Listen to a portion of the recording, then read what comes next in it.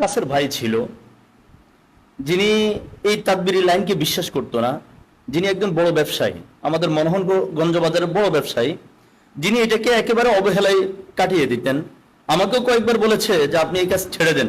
আমাকে খুব মহব্বত করে হুজুর হিসাবে, তো আমিও ওনাকে মহব্বত করি এবং যে কোনো সময় ভালো কোনো পরামর্শ দিয়ে থাকি। উনি আমাকে বারবার বলতেছিলেন যে আপনি এই কাজ ছেড়ে দেন, এই কাজ ছেড়ে দেন। আমি মাঝখান দিয়ে 1 সপ্তাহের মতো অসুস্থ ছিলাম। আমার শাইখের সাথে আমি যোগাযোগ করেছি। এরপর আলহামদুলিল্লাহ সুস্থ হওয়ার পর আমাকে ওই ভাই আবার বলতেছে যে আপনি অসুস্থ হওয়ার পিছনে কারণ এই তাদবিরি লাইনটা।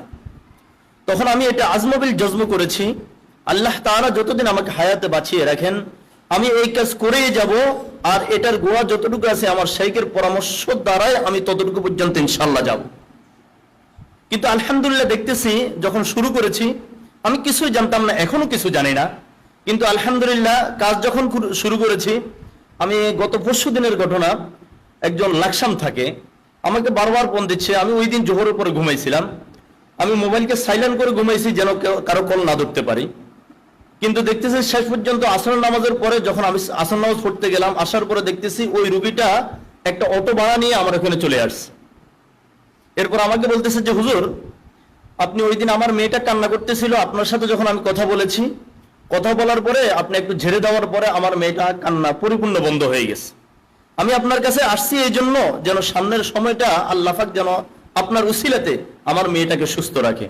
তখন আমি যেই তাদবিরগুলা আমাদের মুরব্বীরা দিয়ে থাকেন, শেখরা দিয়ে থাকেন, ওগুলা দিয়েছি। আলহামদুলিল্লাহ এখন পর্যন্ত সুস্থ আছে।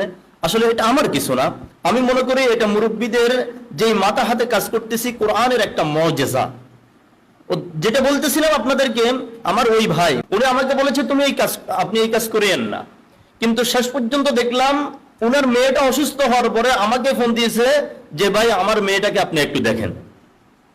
যিনি বলেছেন কাজ করবেন না, উনি আবার আমার কাছে ফোন দিয়েছেন আপনি কাজটা দেখেন।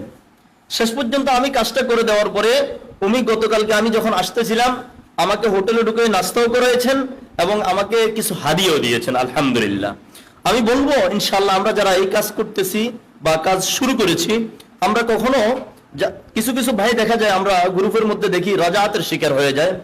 ওই চিন্তা করে আমরা যদি কাজ ছেড়ে দিই তাহলে হবে না। ইনশাআল্লাহ কাজকে আমরা সামনের দিকে অগ্রসর করব।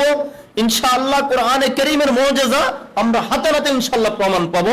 আল্লাহ তাআলা আমাদেরকে কাজ করার তৌফিক দান করে, সবাই বলেন আমিন।